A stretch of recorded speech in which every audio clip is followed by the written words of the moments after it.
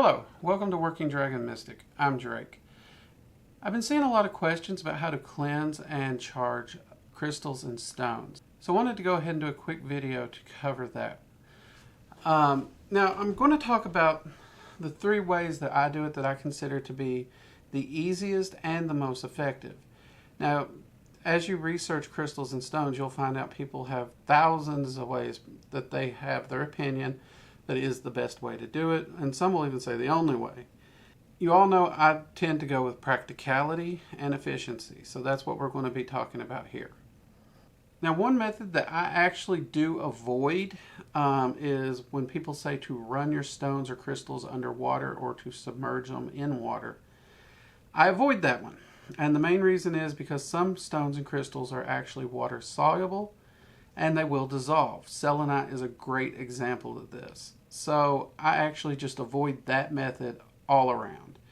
For those people who do a lot of research into crystals and stones, they may have a knowledge of exactly which ones are which. Honestly, I have trouble keeping track of it because I do so much. So for me, I just opt out of that one for the sake of not having to look it up every time. So my first one that I really like is I actually like to take sage or Palo Santos, and I will say this is my crystal or my stone here. Since I don't have my sage or Palo Santos, we're going to say my crystal quartz here is going to represent my sage or Palo Santos. I will actually take my sage or Palo Santos, or you can even do it with incense, and I will actually smudge the stone with the smoke the same way you would a room or a person. And it takes about a minute or two, sometimes even less, to just go ahead and clear the energy on that stone. That's an easy one, but again, you have to have your sage and you have to have your Palo Santos or your incense. I like this one if I'm doing a lot of stones because I don't want to light my sage or my Palo Santos if I'm just cleansing one stone, unless I already have it lit for another reason.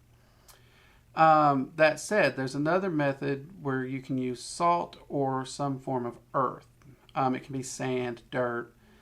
Salt is the most common and probably easiest to get a hold of, and it has a few other advantages, like it tends not to get on your stones and make them dirty, and then you have to end up cleaning them. But for this, what you will do is you'll take your stone or your crystal and you will actually take you just need like a plate of salt. You don't even need to bury it. And you would just set your crystal or your stone onto that plate of salt for 30 minutes to an hour. I actually do like to leave them overnight. It's easier because I can just set them there and walk away. Then I take them up in the morning. Now, when you do take them up and you remove them from the salt, you do need to remember that the salt now has absorbed all that negativity. And you want to dispose of that salt. Now, you can dissolve it in water, you can dump it in the trash. How you dispose of it's not important, really, but you do want to get rid of it. And this method is actually one of my favorites because I don't have to worry about if the crystal is water soluble or anything. I know that it's going to pull out all that negative energy. It does tend to leave all the positive energies still in there really well. Where I've noticed sage tends to almost just blast all the energy out completely. But incense and Palo Santos does seem to leave at least a neutral to positive energy residual as well. But again, the salt one, it's nice and easy because I buy salt in bulk for different things. So, and you can use any kind of salt, though some people will say it has to be sea salt. I've not actually took the time to test the overall differences. Honestly, I have sea salt mostly in my house anyway.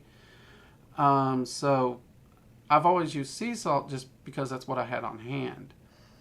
Now, the next method of cleansing, which is probably my favorite, this is the one I go to most of the time, period, hands down, especially when I'm traveling, and that is energy cleansing. Now, if you saw our video on energy work, you know that you can pull energy to yourself and you can channel energy to an object.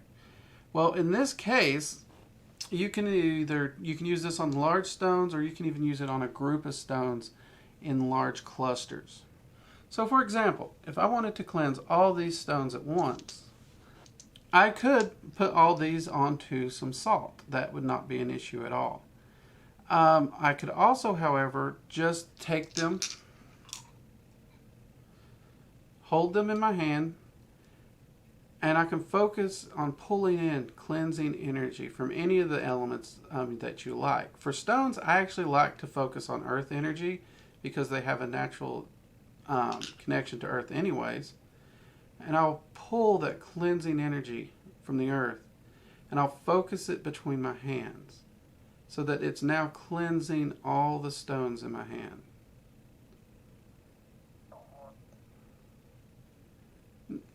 And I'll do this for a good minute or two. And when you're done, every stone that you're holding is completely cleansed. I have encountered a few stones that are a bit harder, and they may take a little longer, but that's okay. When you're done with it, just take your stone and fill it and see how it feels. I mean, and all these are feeling it really light, but most of them haven't been used recently, so that's probably why.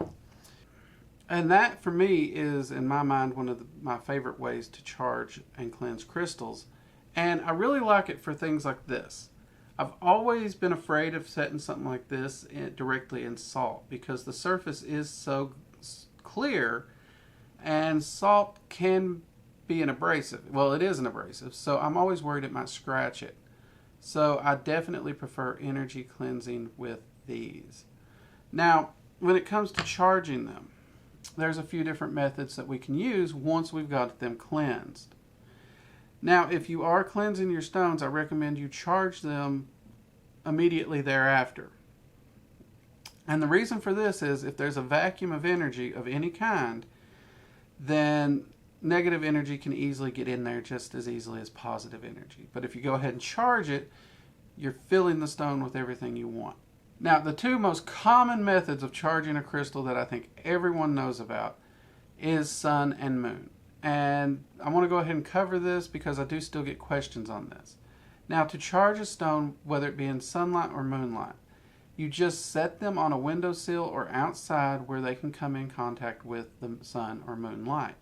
It does not have to be in direct contact with it the whole time. If it's an overcast day, the sun's coming down, it's still daytime, the sun's making it to the ground, it will still charge the stone. And the same thing will go for the moon. As long as the moon is up in the sky, it will charge them. An overcast does not really change it. So you can leave them in a windowsill, you can leave them outside if you're sure it's not going to rain, or it's safe to do so, no one's going to steal them. But leaving them there throughout the day or throughout the night will easily charge them with those energies. Now, that said, a lot of people, the energy of the sun and moon have a very different feel, so you may want to charge them depending on sun or moon correspondences that you use in your practice.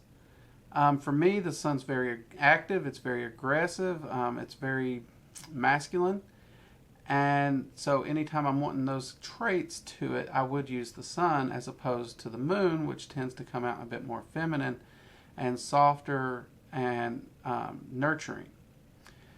Though at the same time, if you study like Norse mythology, those exact associations end up flipped. The sun ends up being the feminine and the moon ends up being the masculine. Another method people use to charge their crystals is sound. And they will tell you, find this exact note, this tuning fork for this crystal. I've used sound a lot in my practice. I've never had to go out and buy tuning forks or a specific pitch based on a specific tone or hertz. Energy produced by sound is also emotional. So if you know what an energy feels like and how it makes you feel, and you can associate that with an emotion, or you just know what you're wanting to feel with that stone, for example. Let's say you're wanting a stone for healing. find a music track that you find soothing, calming, nurturing, that you would consider healing. It would be a track that if you're ill or you're not feeling well, that you would enjoy listening to. You can actually play that on your radio or your speaker and set your crystal nearby, and the vibrations will still charge the crystal. It doesn't have to be a tuning fork. You can use your radio. You can also sing to it. I know some people who do sing to them. I don't really do that. I have used Golder Magic, where you intone a spell or a particular energy, and I have done that with the crystal, so I guess that does kind of count as intoning or singing to the crystal. And that vibration from that will actually charge that with the exact same intentions. So that's a wonderful way to charge them. And then my final way for charging a crystal that is hands down my favorite is, again, it comes back to that energy.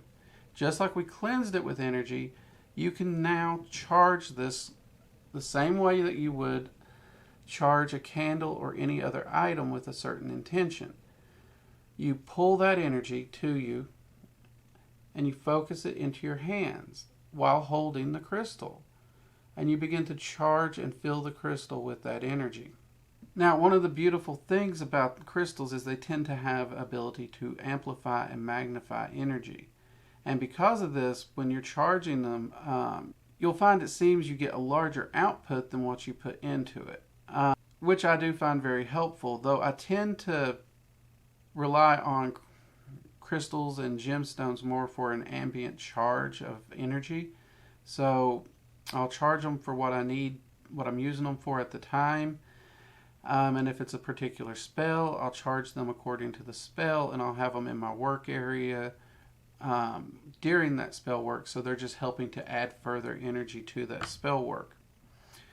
I also use them just as energy batteries. There's times when if I'm not feeling well or I'm low on energy myself, I may still need to do spell work. So I do keep a lot of quartz crystals just charged with a very neutral, untapped energy so that I can pull on that if I need to and pull it out of the crystal and utilize it. Or I can use that energy in there just as an extra boost of energy to the spell. More often than not, though, I think my primary use of crystals in my personal practice is for energetic offerings. I will put the energy that I'm offering to the entity I'm working with in the crystal, and then I will place that on the altar or my working area as an offering for them to take the energy out.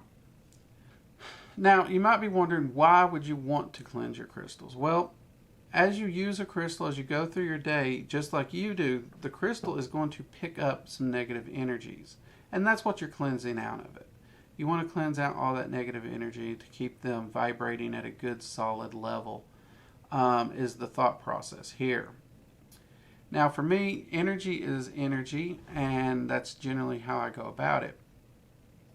But I do still find that clearing out the old energy and charging them with new energy is a very good process and practice for me. And since so much of my work does differ from energy pattern to energy pattern and what I may want to do, cleansing them and charging them allows me to make sure the crystals I'm using for my work, the energies all are matching up really well. Now, if you're just using the crystals for, like some people I know, they will carry like obsidian for protection. This will absorb a lot of negative energy and it will dissipate it, and that's why you're carrying it. That's its job. So you will want to cleanse it regularly. I would actually cleanse it at least once a week, and you will want to charge it so that it's always performing at optimum ability if that's what you're carrying it for. So if you're carrying a crystal in your day-to-day life, you will want to cleanse it and charge it every few days to at least once a week.